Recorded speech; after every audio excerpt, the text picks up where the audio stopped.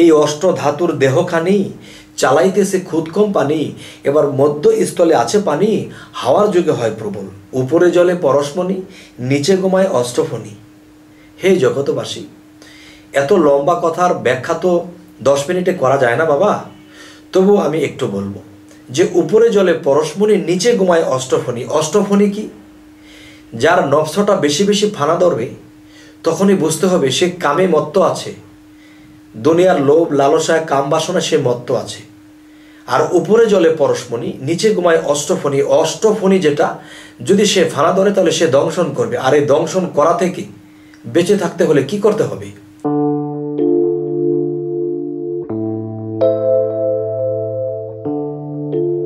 হে জগতবাসী, আশা করছি সকলেই ভালো আছেন। তো আমাদের আজকের আলোচনাটি হবে যে মানুষের পৃথিবীতে জন্ম জন্মান্তরে ঘুরতেই আছে। যেমন কাজী নজরুল ইসলাম কিছু কিছু কবিতাতেও তিনি প্রকাশ করেছেন যে যুগ হতে যুগ যুগান্তরে ঘুরছে মানুষ কেমন করে। তাহলে এই কথাটি জন্ম জন্মান্তরে ঘুরতেছে মানুষ, কিন্তু মানুষ বুঝতে পারতেছে না। যাই হোক, এখন আজকের যে কথাটি হবে, এই জন্ম জন্মান্তরে আমরা আর কত ঘুরব? আমাদের তো আত্মার মুক্তি দরকার বাবা, আমাদের আত্মার মুক্তি দরকার। এই আত্মাটা বারবার ঘুরছে কিন্তু পথ পাচ্ছে না। যাই হোক, তবে যারা মুর্শিদ ধরেননি, কোরআন মতে ধরতে হবে এবং মুর্শিদের কাছে এই সাধনাগুলো চেয়ে নিতে হবে। সেই সাধনাগুলো কি? সেই সাধনাগুলো হলো যেই সাধনাগুলো করলে মানুষ এই পৃথিবী থেকে, এই ধরাধাম থেকে আত্মার মুক্তি ঘটিয়ে সেই মহান আল্লাহর সাথে মিশে যাবে। আর যে আল্লাহর সাথে মিশে যায় তার কিসের ভয়? কোরআনে আল্লাহ বলেছে, তোমরা আমার বন্ধুদেরকে মৃত বলিও না। আমার বন্ধুদের মৃত্যু নেই এবং তারা চিন্তিত হবে না, তাদের কোনো ভয় নেই। তাহলে সেই বন্ধু হতে হলে এবং আত্মার মুক্তি হতে হলে যেই সাধনাগুলো করা দরকার, সেই সাধনাগুলো আপনাদেরকে ইঙ্গিত স্বরূপ বলে যাব। তবে এই সাধনার ইঙ্গিত যদি কেউ ক্লিয়ারলি বুঝতে না পারেন তাহলে আমাকে জানাবেন, আমি আরেকটু ক্লিয়ার করার চেষ্টা করব। তো এখন যতটুকু ক্লিয়ার করতে পারি সেটি হলো যে হাইতনা তাওয়ায় দিবানিশি হয়ে যাওগে কামার পোড়া, শেষে যাবে লালবাজারে চারি রঙের নিশান ওরে, অগ্নির মতো ধুধু করে মধ্যে জিনিস ভরা, হে হরফের চাবি দিয়া সদাই গিয়ে ঘোরা। এবার তালা খুললে নয়ন মেলে দেখবে সাদা 3 কোঠরা, এই 3 তালাতে এক নাম ফুটে, হাহাকার এক শব্দ উঠে, ঢেউ লাগে ত্রিবেণীর ঘাটে দেখছে রসিক যারা। হে জগতবাসী, হাইতনা তাওয়ায় দিবানিশি হয়ে যাওগে কামার পরা। হাইতনা তাওয়া কি? আমার ফুসফুসে হাওয়া ছাড়ছে, হাওয়া নিচ্ছে, হাওয়া ছাড়ছে, হাওয়া নিচ্ছে। এই হাওয়ার সাথে কে যাচ্ছে? জীব পরম খেলাচ্ছে।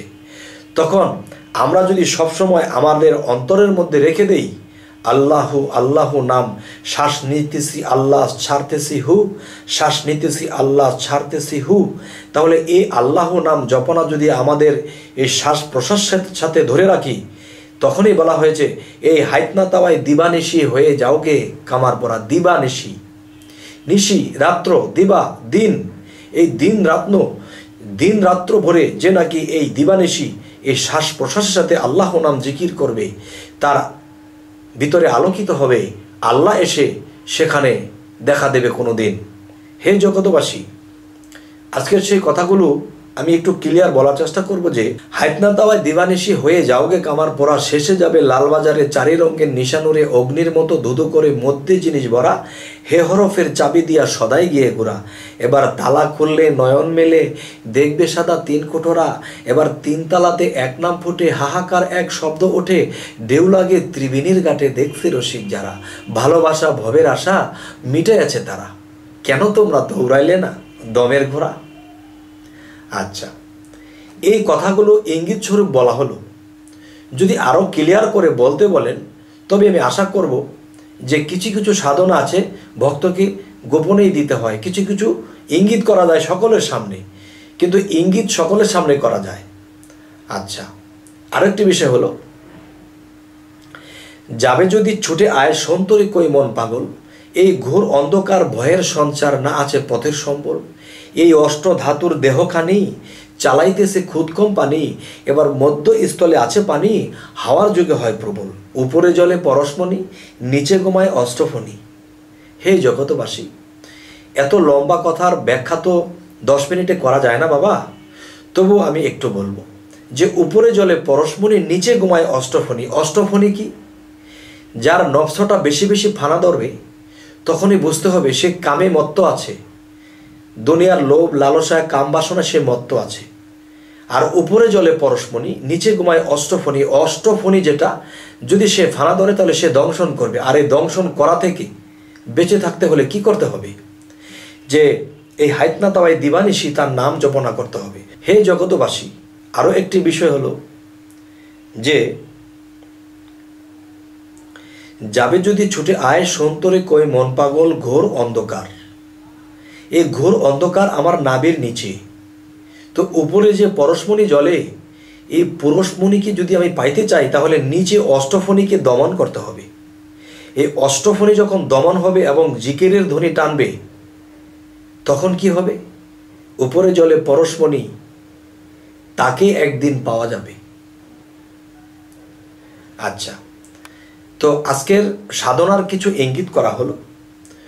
তো এই ইঙ্গিতগুলো করা হলো, এই সাধনাগুলো যদি কেউ করে তখন তার আরেকটা জিনিস ঘটবে। সেটা কি ঘটবে? এই প্রেমের মানুষ বলে তারে এই পিঞ্জর হতে ছেড়ে গিয়া ঘুরে আবার আসতে পারে। এই দমের কোঠায় চাবি দিয়া হাস্তিকে নেস্তি করিয়া ফানাফিল্লার হালে গিয়া শ্রীকলা নগরে এই পরম বন্ধুর হবে দেখা বর্জক শহরে। মরা হইয়া ধরছে যেজন লাগ পাইয়াছে অধরারে। অধরাকে আল্লাহ, আল্লাহকে ধরতে পারে না, ছুঁইতে পারে না, এই অধরাকে ধরতে পারে কে? মরা হইয়া ধরছে যেজন লাগ পাইয়াছে অধরারে। এবার সুলতান নাসিরা মোকামে জলি এবং খফি দুয়ের শোনে গেলে দেখতে পাবে ধ্যানে মুর্শিদকে নজরে। আপনাকে হারাইলে পাওয়া যায় মাসুকেরে।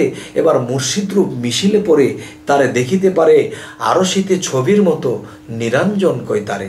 হে জগতবাসী, কেউ যদি এই দম সাধনা, ধ্যান সাধনা এবং জলি খফি জিকিরগুলা নিয়মিত করতে পারে, আল্লাহ কাউকে ঠকায় না।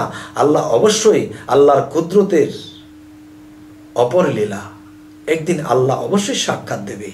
কোরআনে বহু জায়গাতে আল্লাহ ইঙ্গিত করেছেন যে আল্লাহ বান্দার মেরাজ ঘটাবে, দেখা দিবে। হে জগতবাসী, আজকের এই আলোচনাটি এজন্যই করলাম, যারা বলে আল্লাহকে কি দেখা সম্ভব, আল্লাহকে কি ধরা ছোঁয়া সম্ভব? আল্লাহ যদি ধরা দেয়, আল্লাহ যদি দেখা দেয়, অসম্ভবের কিছু নয়। আমরা করব আমাদের সাধন, আর আমরা করব আল্লাহর সাথে প্রেমের বাঁধন। তখন আল্লাহ দূরে থাকতে পারে গো? অবশ্যই অবশ্যই তিনি একদিন দেখা দেবেন, এই মানব জীবনটা ধন্য হয়ে যাবে। হে জগতবাসী, আমাদের এই চ্যানেলের আলোচনা যদি আপনাদের ভালো লাগে অবশ্যই সাবস্ক্রাইব করুন। পরবর্তীতে আমাদের বাকি ভিডিওগুলো আপনাদের সামনে উপস্থিত হবে। তো আজ এই বলেই রাখছি, সকলেই ভালো থাকবেন। আল্লাহ হাফিজ।